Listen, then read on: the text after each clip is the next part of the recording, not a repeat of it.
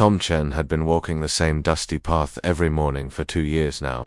Ever since his wife passed away, these early desert walks had become his way of starting each day. The sun was just coming up over the mountains, painting the sky in soft orange and pink colors. At 68 years old, Tom wasn't the fastest walker anymore, but he didn't mind taking his time. The quiet desert morning gave him peace that he couldn't find anywhere else. His little house in Copper Ridge felt too empty these days, and the people in town mostly ignored him anyway. That Tuesday morning started like any other. Tom grabbed his old baseball cap, filled his water bottle, and headed out into the cool desert air. He followed his usual route past the big Joshua trees and around the rocky hills that surrounded their small Arizona town, but something was different. Today, about a mile from his house, Tom noticed strange marks in the sand. They looked like something heavy had scraped across the ground, leaving deep grooves behind. The marks led toward a cluster of large rocks he'd walked past hundreds of times before. Curious, Tom followed the strange trail. His heart started beating faster when he saw what looked like metal gleaming behind the rocks. As he got closer, he realized it wasn't just any piece of metal. It was some kind of small aircraft, about the size of a compact car. But unlike anything he'd ever seen, the craft was smooth and silver, with no visible seams or joints. It looked like it had been carved from a single piece of metal. Part of it was buried in the sand, and there were several cracks running along its surface. Whatever this thing was, it had crashed here recently. Tom walked around the object slowly, his mechanic's eye taking in every detail. After 40 years of fixing cars and trucks, he knew machines, but this was completely beyond his understanding. There were no wheels, no visible engine, no windows that he could see. Then he heard it. A soft sound, almost like a bird chirping, but somehow sadder. The sound was coming from inside the craft. Tom's hands shook as he searched for some way to open the strange vehicle. Finally, he found what looked like a panel that was slightly different from the rest of the surface. When he pressed on it, it slid open with a quiet hiss. The sight inside took his breath away. There was a young girl lying on what looked like a soft, glowing surface. But she wasn't quite human. Her skin had a pale blue tint, and her hair was white as snow. Her eyes were larger than a human's eyes, and they seemed to glow softly in the dim light inside the craft. But what made Tom's heart break was seeing that something was clearly wrong with her back and legs. They were twisted in a way that looked painful, and she was making those soft chirping sounds that Tom now realized were sounds of distress. The girl's eyes focused on Tom, and even though she looked nothing like any human he'd ever seen, he could see intelligence there, and fear, and pain. Tom had seen enough injured animals in his life to recognize suffering when he saw it. This young being, whatever she was, needed help badly. He tried to speak to her softly. "Hey there, it's okay. I'm not going to hurt you." The girl made different sounds in response, almost like she was trying to communicate. Her large eyes never left Tom's face, and slowly, the fear in them seemed to lessen just a little. Tom knew he had to get help, but who could he call? This was way beyond anything the small-town doctor could handle. This was something that would probably involve the government, scientists, maybe even the military. He pulled out his old cell phone and dialed the sheriff's office. "Sheriff Martinez, this is Tom Chen. I need you to come out to the desert east of town. I found something unusual." "What kind of unusual, Tom?" The sheriff's voice sounded tired and irritated. "I found a crashed aircraft, and there's someone inside who needs medical attention. A plane crash. Why didn't you say so? I'll be right there." Tom waited by the craft, talking softly to the injured girl inside. He didn't know if she understood his words, but his gentle tone seemed to calm her down. When Sheriff Martinez arrived 20 minutes later with Deputy Johnson, Tom led them to the crash site. But the moment the sheriff saw the strange craft and caught a glimpse of the girl inside, his attitude completely changed. "What in the world is that thing?" Martinez stepped back, his hand moving to his weapon. "She's hurt," Tom said firmly. "She needs medical care." "That's not human, Tom. I don't know what that is, but it's not natural." Deputy Johnson was already on his radio, calling for backup. "We need to secure this area," he said nervously. Tom couldn't believe what he was hearing. "She's just a kid who's been in an accident. Look at her, she can barely move." But the sheriff and deputy were already treating the situation like a threat. More police cars started arriving, and soon there was talk of calling in state authorities and maybe even federal agents. When Dr. Patricia Williams, the town's only doctor, arrived, Tom felt hopeful for a moment. Surely a medical professional would see past appearances and focus on helping someone who was hurt. But after one look inside the craft, Dr. Williams shook her head. I can't treat something like that. I don't even know where to begin. This is way beyond my training. But she's suffering, Tom pleaded. I'm sorry, Tom. This needs to be handled by people who know about these things. As the day went on, more officials arrived. Government people in dark suits, scientists with equipment, and military personnel. They set up a perimeter around the crash site and started asking Tom lots of questions about exactly when and how he'd found the craft.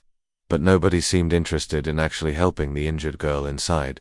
Tom tried calling his son David, who lived in Phoenix. Dad, you need to stay away from all this, David said when Tom explained the situation. Don't get involved. Let the authorities handle it. His daughter Lisa, calling from California, said the same thing. Please, Dad, just walk away.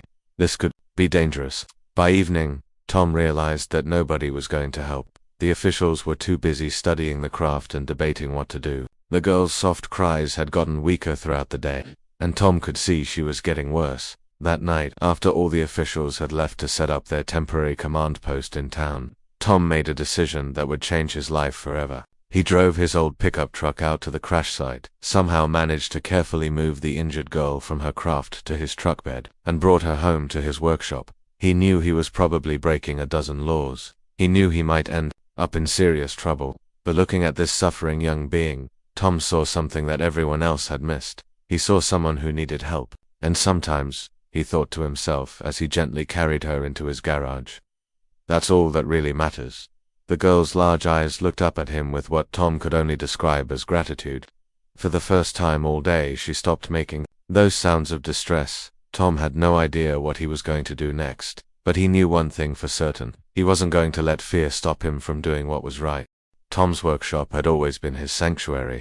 It was filled with old car parts, welding equipment, and tools he'd collected over 40 years as a mechanic. But now, as he gently placed the injured alien girl on his workbench, it felt like he was stepping into completely unknown territory. The girl was so light, probably weighing no more than 80 pounds. Her breathing was shallow, and those soft chirping sounds she made seemed weaker than before. Tom could see that waiting any longer for official help would have been too late. He cleared off his main workbench, and used old blankets to make it as comfortable as possible. The girl's large, luminous eyes followed his every movement. Even though she looked nothing like any human, Tom could see intelligence there.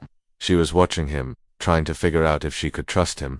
Okay, let's see what we can do here, Tom said softly, talking to her the same way he used to talk to injured animals he'd found over the years. I'm not a doctor, but I've fixed a lot of broken things in my time. The first thing Tom noticed was that parts of her body seemed to have a strange, metallic quality. Not like metal skin, but more like tiny metal threads running under her pale blue skin. It reminded him of the circuit boards in modern cars. Except these seemed to be part of her actual body. Her back and legs were clearly the main problem. Something was definitely wrong with her spine, and Tom could see what looked like small mechanical parts that seemed damaged or disconnected. It was like looking at a broken machine, except this machine was alive and in pain. Tom had always been good with his hands. He'd started fixing things as a kid, taking apart radios and bicycles just to see how they worked. Over the years, he'd developed an intuition about mechanical problems. He could usually tell what was wrong just by looking and listening. Now, he found himself applying that same instinct to this strange situation. He gently examined the damaged areas, being very careful not to cause more pain. The girl made different sounds when he touched certain spots, and Tom began to understand which sounds meant pain and which ones seemed to indicate something else. After several hours of careful observation, Tom made an amazing discovery. The girl could somehow interact with electronic devices. When his old radio got too close to her, it started making strange sounds. When he brought his cell phone near her, the screen lit up with patterns he'd never seen before. Remembering his old tablet that he used for looking up car repair manuals, Tom brought it over and held it where she could see it. Immediately, the screen came alive with images and symbols that definitely weren't from any human technology. The girl seemed excited for the first time since he'd found her. She made different sounds, almost musical, and more images appeared. On the tablet screen, Tom realized she was trying to communicate with him. One image showed what looked like a large ship among the stars.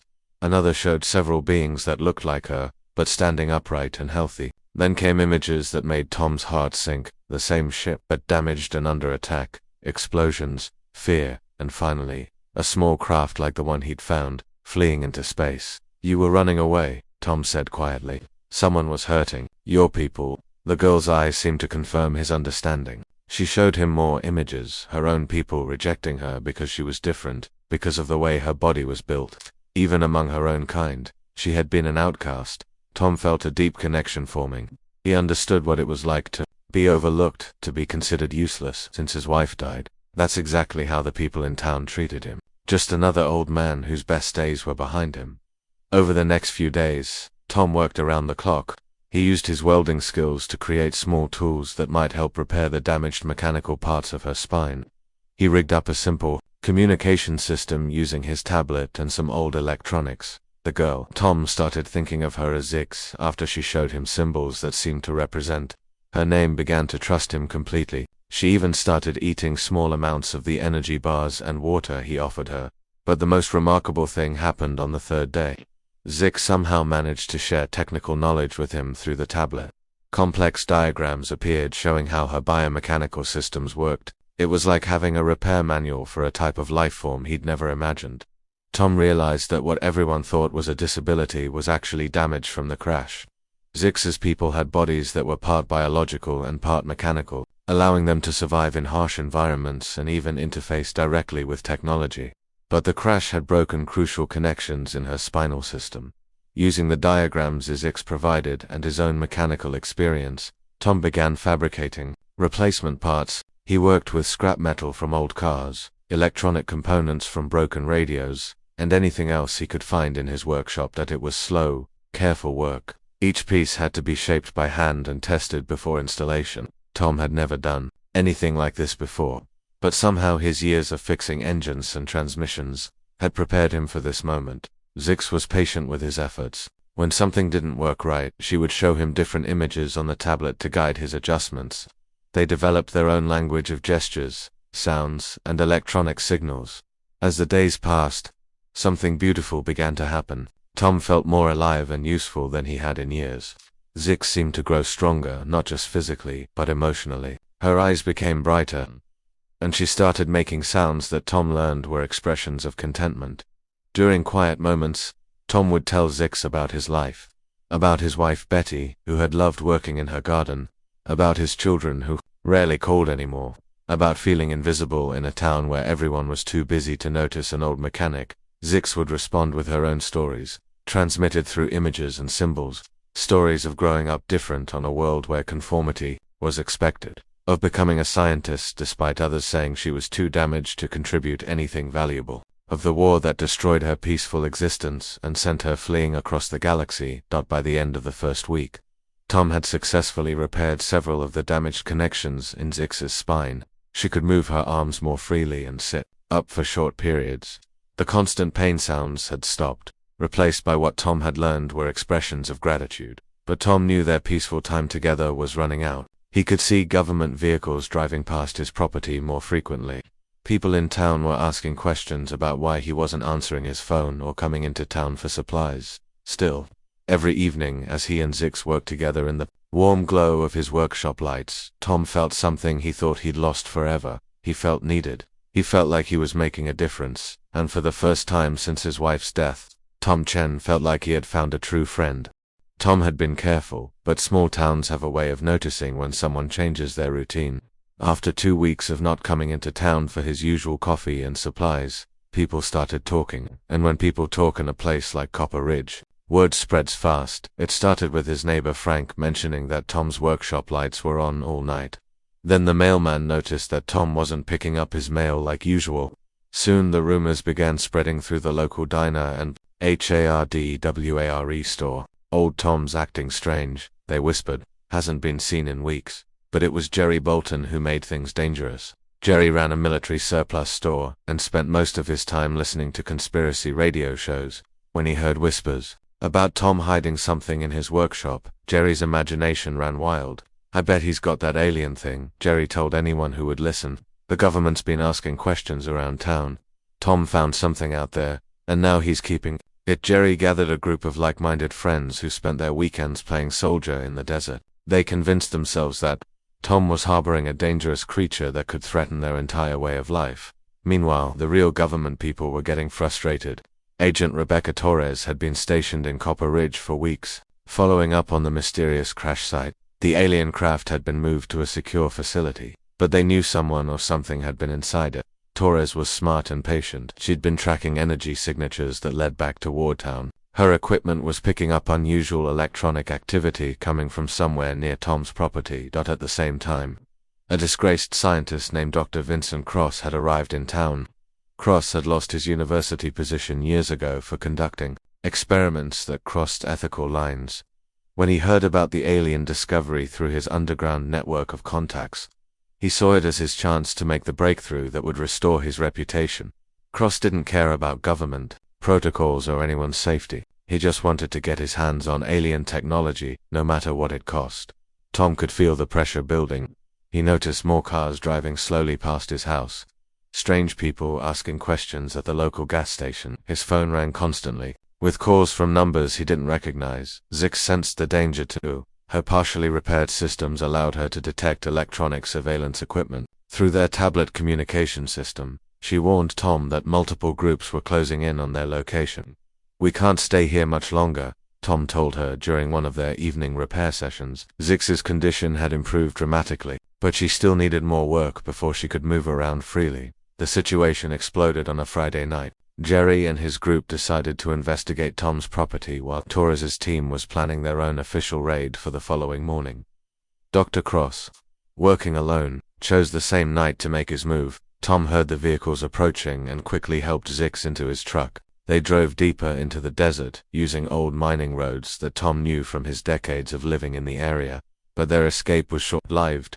Jerry's group had night vision equipment and radios. They coordinated with each other, cutting off Tom's escape routes one by one. Torres, monitoring radio traffic from her command post, realized that civilians were interfering with her operation. She ordered her team to move immediately to prevent the situation from spiraling out of control. Dr. Cross, desperate not to lose his opportunity, began following the radio chatter and GPS signals, determined to reach Tom and Zix before anyone else. Tom found himself driving through the dark desert with all three groups converging on his location. His old truck was no match for their newer vehicles, and he knew they would be caught soon. That's when Zix made a decision that changed everything. Using her repaired systems, she interfaced with Tom's truck radio and began broadcasting on all frequencies. But instead of just making contact, she activated technology in her damaged ship that Tom had repaired and hidden in his workshop. Suddenly, every electronic device within 5 miles began receiving the same signal.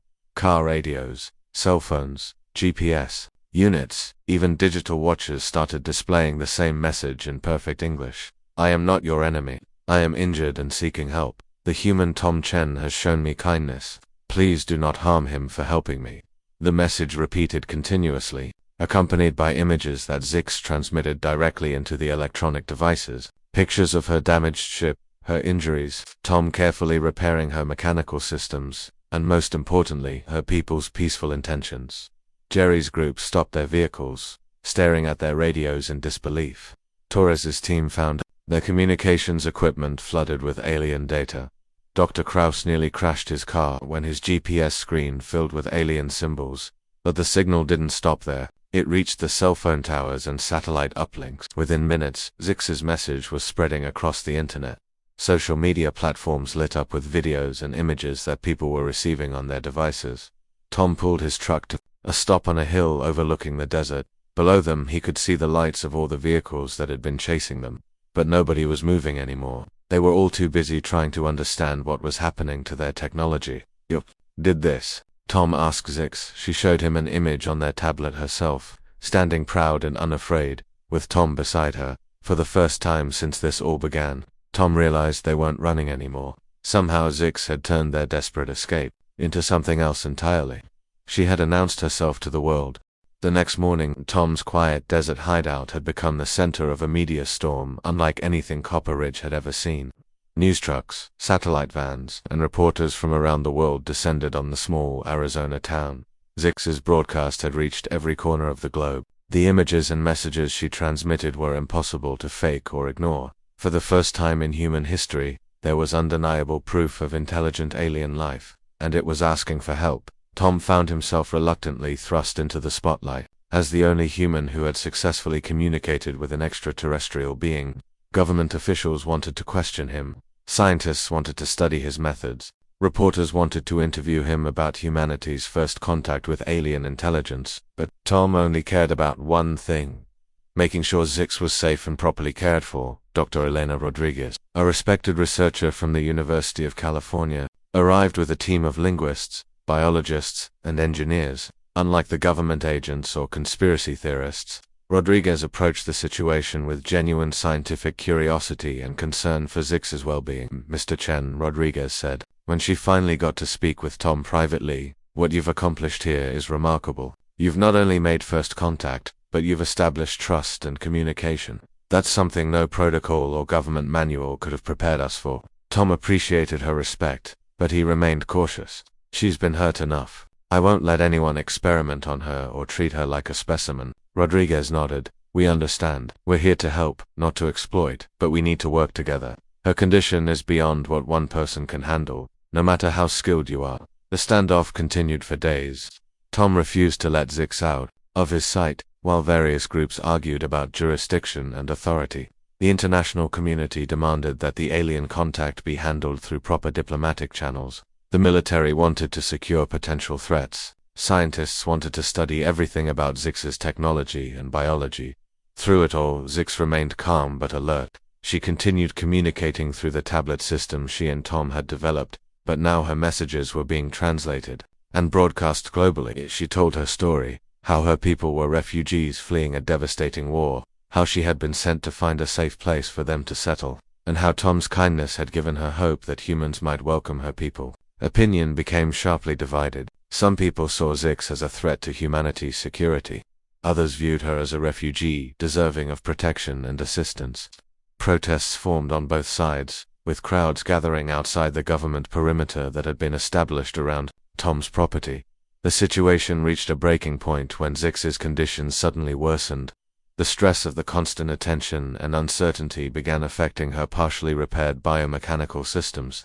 The chirping sounds Tom had learned to recognize as expressions of pain returned, and she could barely sit up without assistance. "She's getting worse," Tom told Dr. Rodriguez urgently.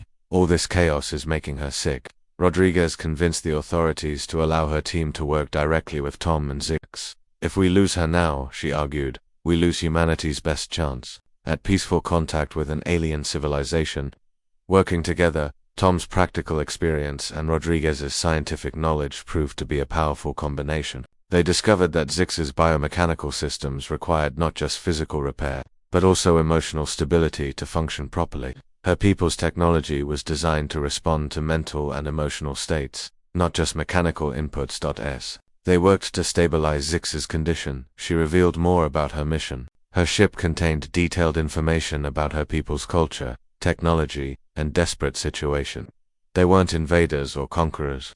They were survivors looking for a new home after their world had been destroyed in a war between different factions of their species. Tom realized that everything had changed since that morning he found Zix crashed in the desert. What started as one old man helping an injured creature had become humanity's introduction to a larger universe filled with both wonders and dangers. But despite all the attention and pressure, Tom never lost sight of what mattered most. In quiet moments between meetings and medical procedures, he would sit with Zix and continue their simple conversations through gestures and tablet messages. "Are you sorry I found you?" he asked her one evening as the desert sunset painted the sky in brilliant colors. Zix showed him an image on the tablet, Tom's face, but surrounded by symbols that he had learned meant gratitude and friendship. She wasn't sorry, and neither was he. 6 months after that life-changing morning in the desert, Tom Chen stood before the United Nations General Assembly in New York City. It was the last place he ever imagined he would find himself. But then again, nothing about his life had been predictable since he met Zix. The old mechanic from Copper Ridge had become an unlikely ambassador between two worlds. His workshop, once a cluttered sanctuary where he fixed broken cars, had been transformed into humanity's first interspecies communication center. Zix sat beside him on the podium, her biomechanical systems now fully repaired and enhanced through the collaboration between her technology and human engineering. She could walk freely, her movements graceful and confident. The twisted spine that had caused her so much pain was now perfectly aligned. incorporating improvements that made her stronger than she had ever been. 6 months ago, Tom began, his voice carrying clearly through the assembly hall. I was just another forgotten old man taking a walk in the desert. I thought my useful days were behind me. I thought nobody needed what I had to offer anymore. He paused, looking at Zix, who gave him an encouraging nod. But sometimes life gives you a second chance to matter. Sometimes helping one person in need opens doors you never knew existed. Tom went on to describe the lessons learned from humanity's first contact with alien intelligence, how fear and suspicion had nearly prevented any meaningful communication, how one act of compassion had opened the door to friendship between species separated by vast distances and different evolutionary paths. Dr. Rodriguez, now heading the International Alien Contact Committee, presented the scientific findings. From months of collaboration with Zix, her people's technology could help solve many of Earth's environmental and energy problems. In return, Earth could offer refuge to the survivors of her war-torn civilization. The decision wasn't unanimous, but eventually, the global community agreed to welcome Zix's people as refugees and partners, rather than potential invaders. Preparations began for the arrival of the first alien settlers, who would work alongside humans to build a shared future.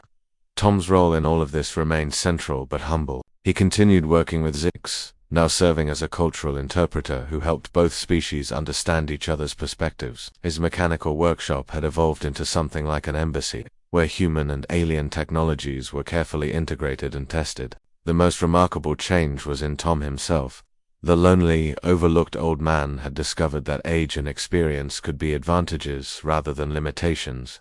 His willingness to see past appearances and focus on helping someone in need had literally changed the course of human history. Zix, too, had transformed. No longer the injured, rejected outcast fleeing through space, she had become a bridge between worlds. Her physical differences, once seen as disabilities, were now understood as unique adaptations that made her perfectly suited for interspecies communication and cooperation.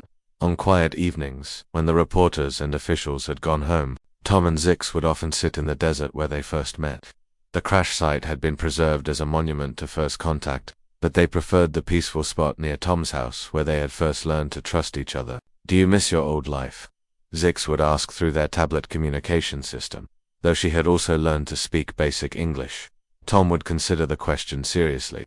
He missed his wife Betty, and he sometimes felt overwhelmed by all the attention and responsibility, but he had found something he thought was lost forever, a sense of purpose and the knowledge that his life mattered. "I miss the simplicity," he would tell her, "but I wouldn't change what happened. You get me, the chance to be useful again, to matter." Zix would respond with images of gratitude and friendship, but also something deeper. She had found in Tom's workshop not just physical healing, but proof that kindness could exist between different forms of life. A year after first contact, the first group of alien refugees arrived on Earth. They settled in a specially prepared area near Copper Ridge, where the desert environment reminded them of their lost homeworld. Tom served as their primary human liaison, helping them navigate not just Earth's bureaucracy, but the complex emotions of starting over in a completely new world. The integration wasn't always smooth. There were protests and political resistance. Some humans remained fearful of the alien presence, while some of Zix's people struggled to trust the species that harbored their former enemies among its population. But Tom had learned something important during those first desperate weeks, hiding Zix in his workshop. Real change starts with individual choices to help rather than harm, to understand rather than fear, to see the person in need rather than the stranger to be avoided. Standing in his expanded workshop one evening, watching human and alien engineers working side by side on technologies that would benefit both species, Tom reflected on how much had changed since that morning walk. In the desert, he was no longer invisible or forgotten. His phone rang constantly with calls from scientists, diplomats, and journalists. World leaders sought his advice on alien relations. He had become one of the most famous people on Earth. But what mattered most to Tom was much simpler. Every day he continued to do what he had always done best: fix things that were broken and help beings who needed assistance. The only difference was that now some of those beings came from other worlds, and in quiet moments, when Zix would show him images of her people building new homes and new lives on Earth, Tom knew that his decision to help one injured alien girl had been the most important thing he had ever done. Sometimes the most extraordinary acts of heroism come from the most ordinary, people making the most basic choice. to help when no one else will.